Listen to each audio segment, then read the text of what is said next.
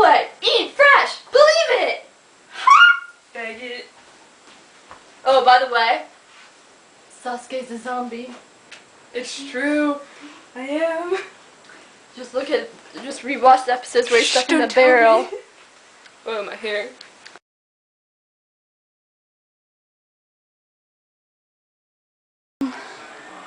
Alright. I'm going to teach you guys how to hold chopsticks. Set this down. Actually, I'll turn it so you can see what I'm doing. Take the chopsticks. Can you see this? Yeah. You put one, so it's like this, in your thumb. And you take the other, like in your digit. What I do, once I have my digit, I have this finger, your middle finger, underneath the first one. Not quite at the digit, because then it'll slide around all over the place, but right underneath it, between the tip of your finger and the first digit right here. And then, you have to even these out. They're kind of crooked.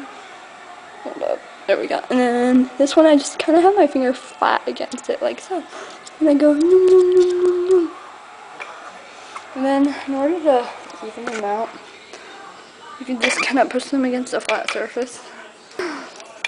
These are really oily. Okay, see? You pick it up. There.